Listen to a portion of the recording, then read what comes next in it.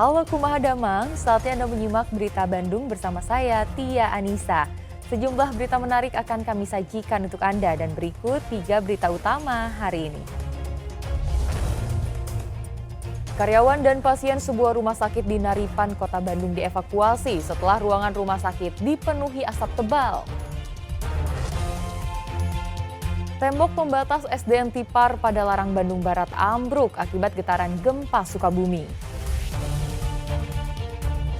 Warga desa Ranca Hilir Pamanukan Subang protes lalu lintas truk tanah proyek tol Patimban yang merusak jalan desa mereka.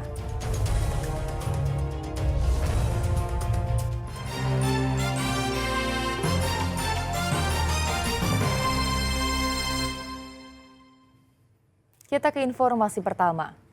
Kepulan asap tebal memaksa seluruh karyawan dan pasien sebuah rumah sakit di kawasan Naripan, Kota Bandung, Minggu sore dievakuasi keluar bangunan. Asap berasal dari bahan bangunan yang terbakar di ruang bawah tanah rumah sakit tersebut.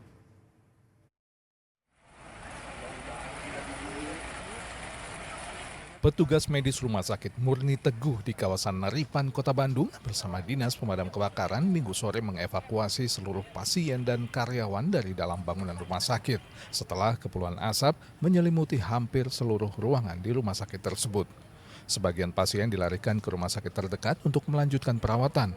Bahkan 2 orang petugas mengalami sesak nafas akibat menghirup asap dan harus mendapatkan tindakan medis. Petugas sempat kesulitan untuk mencari sumber titik api yang mengakibatkan asap semakin tebal. Selama 4 jam lebih, petugas mencari sumber titik api yang akhirnya ditemukan di ruang parkir bawah tanah bangunan rumah sakit. Semua pasien sudah dievakuasi karena kepulan asap sudah sampai ke lantai atas dan alhamdulillah tidak ada penyebaran, hanya di P3 saja.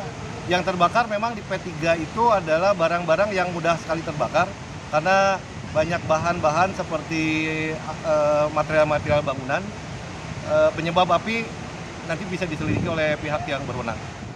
Akibat kejadian ini, 2 orang pasien dan 2 orang petugas Rumah Sakit Murni Teguh dilarikan ke rumah sakit terdekat untuk mendapatkan tindakan medis. Muhammad Rizal melaporkan dari Kota Bandung. Satu gerbong kereta api Walahar jurusan Purwakarta Cikarang anjlok di kilometer 97 Blok Cibungur wilayah Sadang Purwakarta hari Minggu. Tidak ada korban dalam insiden ini, namun lalu lintas kereta api Bandung-Jakarta sempat terganggu.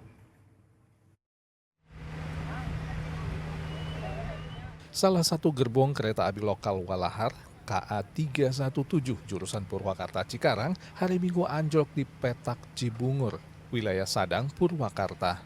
Gerbong yang anjlok keluar dari rel adalah gerbong bagian belakang yang juga berfungsi sebagai gerbong mesin diesel pembangkit listrik.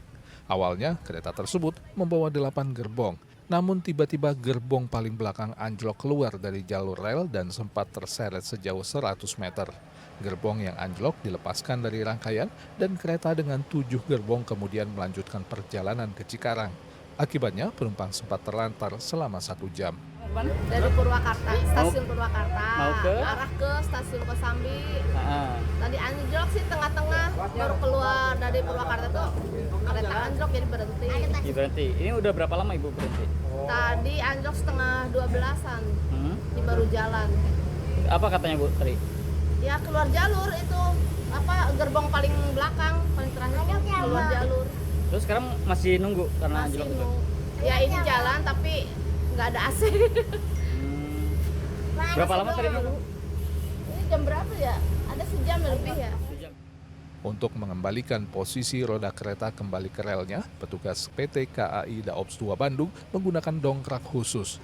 Akibat anjloknya gerbong kereta Walahar ini, sejumlah perjalanan kereta api Bandung-Jakarta maupun sebaliknya sempat terganggu karena hanya menggunakan 1 jalur. Namun sejauh ini informasi dari PT KAI tidak ada pembatalan jadwal perjalanan kereta api. Syamsul Nursyam melaporkan dari Purwakarta. Dari Kabupaten Bogor, sebuah truk tangki limbah terperosok ke dalam parit Jalan Raya Narogong. Tabrakan beruntun yang melibatkan 2 mobil dan 2 sepeda motor juga terjadi di Jalan Raya Cilengsi Jonggol. Truk tangki pengangkut limbah ini terperosok ke parit di pinggir Jalan Raya Narogong, Kampung Kecep, Desa Telajung Udik, Gunung Putri, Kabupaten Bogor, Jumat lalu. Truk terperosok akibat menghindari sepeda motor dari arah berlawanan dan banting setir ke kiri. Akibatnya truk tangki dari saluran air rusak. Pengemudi truk hanya mengalami luka ringan, sedang sepeda motor yang dihindari truk langsung kabur. 2 mobil dan 2 unit sepeda motor Minggu sore terlibat tabrakan beruntun di Jalan Raya Cilengsi Jonggol, Kecamatan Cilengsi, Kabupaten Bogor. Kecelakaan terjadi akibat minibus berwarna putih yang melaju dari arah Jonggol menuju Cilengsi, mengambil posisi terlalu ke tengah sehingga bertabrakan dengan sebuah minibus hitam dari arah berlawanan. 2 sepeda motor yang berada di belakang kedua minibus pun ikut celaka akibat tak menjaga jarak aman. Akibatnya 1 orang pengendara sepeda motor luka berat dan dilarikan ke RSUD Cilengsi. 7 ruangan SMK Tridaya Budi di Kecamatan Kasokandel, Majalengka Minggu siang terbakar.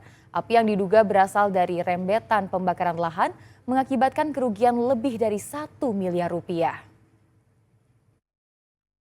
Kadipaten.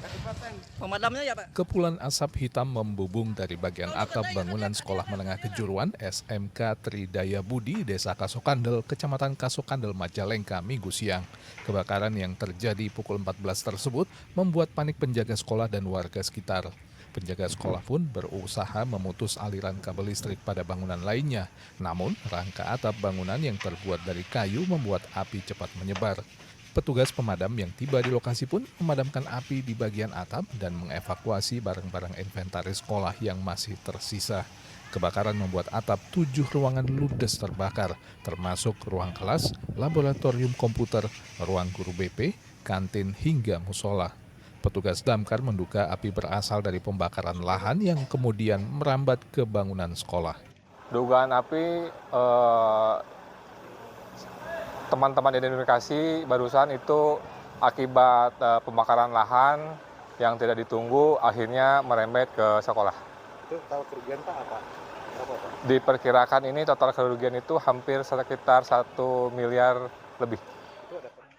Api baru dapat dipadamkan 3 jam kemudian setelah Dinas Pemadam Kebakaran menurunkan 2 unit armada ke lokasi. Tidak ada korban jiwa akibat kebakaran tersebut karena terjadi saat hari libur sekolah. Agun Gunawan melaporkan dari Majalengka.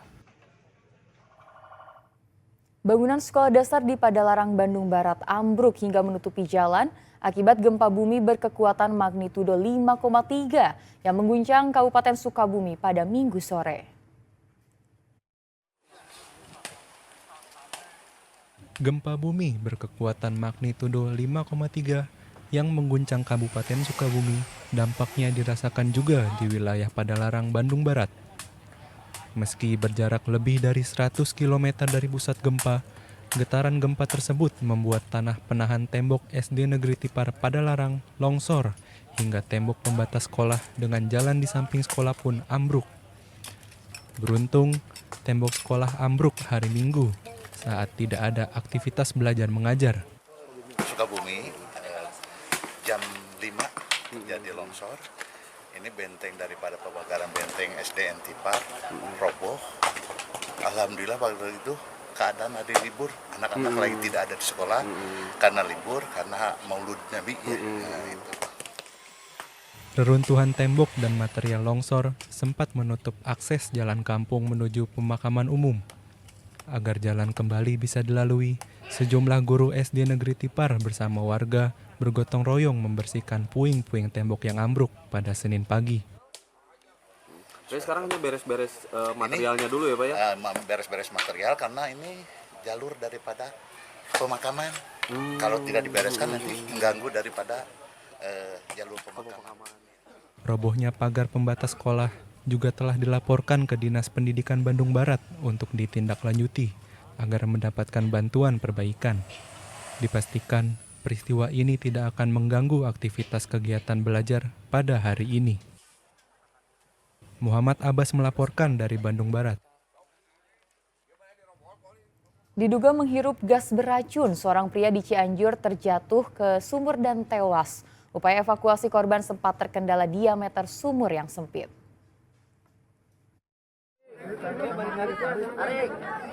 Petugas gabungan Kamis pekan lalu berupaya keras untuk mengangkat jasad Hamdan, warga Kampung Sindang Palai, Desa Sukakerta, Kecamatan Cilakuk, Cianjur, yang terjatuh ke dalam sumur sedalam 15 meter. Diameter sumur yang hanya 50 hingga 70 cm mempersulit upaya evakuasi. Memang kalau kendala disebut kendala, pasti ada kendala. Yang pertama mungkin diameter sumur yang kecil mengakibatkan si petugas sulit bergerak karena dia menggunakan breathing apparatus ya SCBA, sehingga itu cukup menyulitkan. Itu yang pertama. Kedua juga peralatan ya, jadi peralatan kami dengan damkar alhamdulillah memang mumpuni, cuman memang kurang lengkap. Korban pertama kali ditemukan oleh sang istri dan kerabat korban yang mengecek ke dalam sumur dengan menggunakan senter. Sebelum terjatuh, korban sempat terlihat tengah membetulkan pompa air di tepi sumur. Bahwa biasanya korban kalau misalnya Jumatan dan kebetulan beliau juga aktif di masjid ya. Jadi si istrinya mungkin biasanya waktu jam 10 itu beliau sudah siap-siap untuk pergi ke masjid. Pada waktu itu memang tidak ada. Akhirnya istrinya mencari-cari dan ditemukanlah jenazah suaminya sudah ada di bawah sumur. Hampir 2 jam berjibaku, akhirnya jasad korban berhasil dievakuasi petugas gabungan dan langsung dibawa ke rumah duka untuk dimakamkan. Rendra Gozali melaporkan dari Cianjur.